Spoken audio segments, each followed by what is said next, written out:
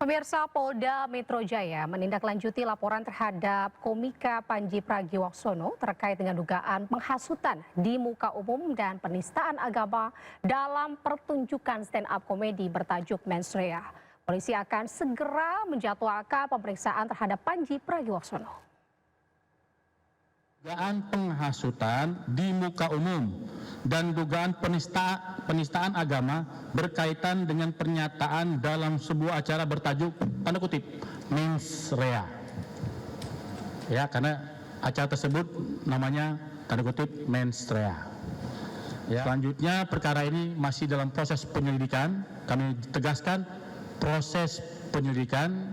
Berarti kalau proses penyelidikan, kawan-kawan penyidik akan melakukan klarifikasi kepada masing-masing yang bersangkutan, baik pelapor, saksi maupun saudara terlapor, ya, yang kalau nanti hasilnya akan dilakukan gelar perkara, apakah ada unsur pidana atau tidak, nanti kita akan lihat dari hasil. Pemirsa, pasca bencana banjir bandang dan tanah longsor di Kabupaten Biren, Aceh, relawan kemanusiaan dan warga bergotong royong membuat jembatan darurat. Jembatan darurat ini menjadi penopang kehidupan warga dan anak-anak untuk bersekolah kembali.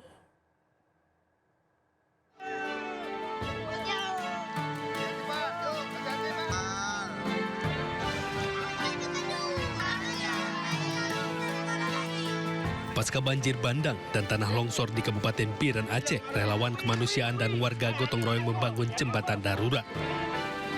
Jembatan darurat ini menghubungi desa Krung Simpuk dan desa Salasirong, Aceh.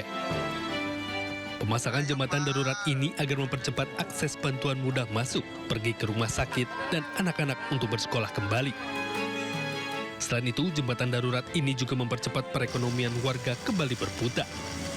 Alhamdulillah, jembatan darurat yang menghubungkan antara Kecamatan Juli dan Kecamatan Jempa di Biren, Aceh sudah berhasil kami buat, dan mudah-mudahan jembatan ini bisa bermanfaat untuk masyarakat sekitar yang saat ini membutuhkan bantuan akibat banjir bandang dan bencana tanah longsor, sehingga mereka bisa beraktivitas kembali ke sekolah, ke benasa, ke masjid, ke pasar, dan menjual hasil buminya. Ini sangat membantu pertama anak-anak untuk sekolah, karena kasihan mereka masih kecil-kecil, kalau sekolah mereka harus terputus.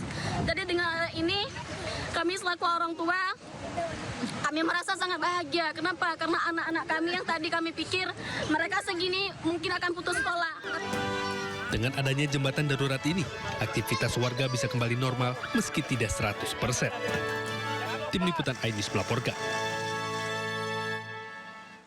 Pemirsa, tim SAR Brimopolda Sumatera Utara salurkan berbagai bantuan kemanusiaan di wilayah Kota Sibolga dan Kabupaten Tapanuli Tengah guna mendukung pemulihan pasca bencana di Sumatera. Personel Brimopolda Sumatera Utara ini bersama Dinas Pendidikan Kabupaten Tapanuli Tengah salurkan bantuan peralatan kebersihan sekolah serta perlengkapan belajar seperti tas, buku, dan alat tulis ke sekolah darurat ke SDN 1555678 Kutana Bolon 2 Kecamatan Tuka serta UPTD SDN 1585505 Tuka. Dan saat Brimob Polda Sumatera Utara, Kombes Pol Rantau Isnur Eka ini menegaskan pendidikan menjadi salah satu prioritas Brimob Polda Sumatera Utara agar anak-anak tetap semangat belajar meski berada dalam kondisi terbatas. Sementara itu guna penuhi kebutuhan pangan dan air bersih dalam menjaga kesehatan dan ketahanan masyarakat terdampak, tim SAR Brimob juga mendistribusikan sembako di Desa Sigiring-Giring, Kecamatan Tuka, dan dengan memanfaatkan peralatan water treatment. Pendistribusian air bersih ini dilakukan di Desa Sibuluan, Nalambok, Kecamatan Sarudik.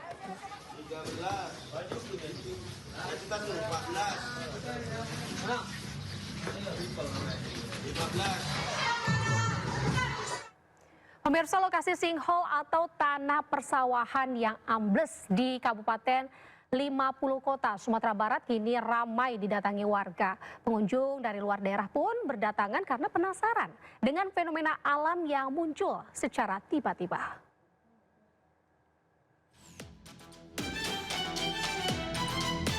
Sejak viral di media sosial, sinkhole atau lubang besar yang muncul di area persawahan Jorong Tepi kini menjadi objek wisata dadakan. Setiap hari, puluhan hingga ratusan warga datang untuk melihat langsung fenomena tersebut. Tidak hanya mengabadikan momen, sebagian warga juga terlihat mengambil air yang keluar dari dalam sinkhole. Warga percaya air tersebut dapat memberikan manfaat kesehatan, namun hingga saat ini klaim tersebut belum dapat dibuktikan secara medis ataupun ilmiah. Sementara itu, Badan Geologi Kementerian SDM mengukur kedalaman sinkhole. Sinkhole diduga terjadi akibat kondisi geologi kawasan yang didominasi batuan kapur. Batuan jenis ini mudah mengalami pelarutan oleh air sehingga membentuk rongga di bawah tanah yang pada akhirnya amblas. Masih ada potensi untuk runtuhan susulan. Nah, mudah-mudahan ini tidak terjadi, gitu.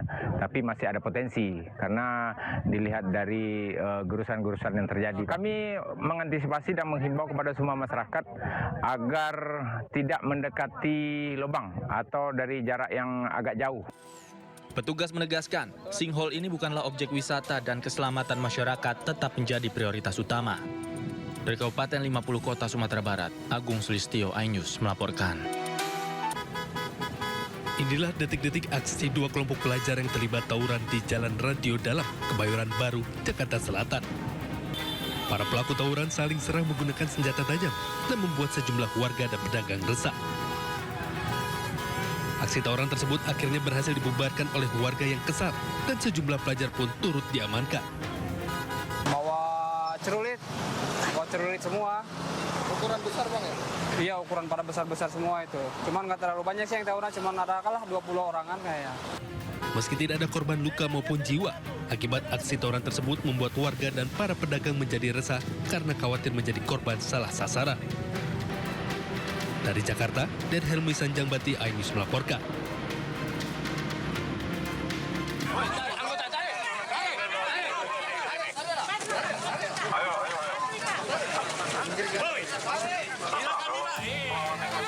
Tarik-menarik terjadi antara petugas dan pedagang yang menolak direlokasi. Suasana sempat memanas saat petugas akan mengangkut paksa lapak dagangan mereka. Dengan gigih, para pedagang mempertahankan meja yang hendak diangkut. Beruntung emosi kedua belah pihak dapat diredam oleh polisi. Penertiban ini dilakukan karena pedagang sudah diminta berjualan di area dalam pasar Minggu, namun tetap memaksa berjualan di badan jalan. Usai diberi pengarahan, petugas langsung mengangkut lapak dagangan para pedagang dan dibawa ke kantor Satpol PP. Kita siapkan kios dan unitnya. Jadi tidak ada alasan bagi mereka menyampaikan tidak ada siap. Gitu ya, kita siapkan. Jadi jangan lagi berjualan yang tidak pada tempatnya. Pemerintah sudah menyiapkan. Berapa banyak mereka mau siap? Tadi seperti tadi 7, kita siap. Petugas sudah menyediakan 30 lapak berjualan di dalam pasar. Namun sebagian pedagang enggan menempatinya karena alasan sepi pembeli. Mengantisipasi pedagang kembali berjualan di badan jalan, petugas Satpol PP disiagakan dalam beberapa hari ke depan. Dari Kota Bengkulu, Endro Dwirawan, iNews melaporkan.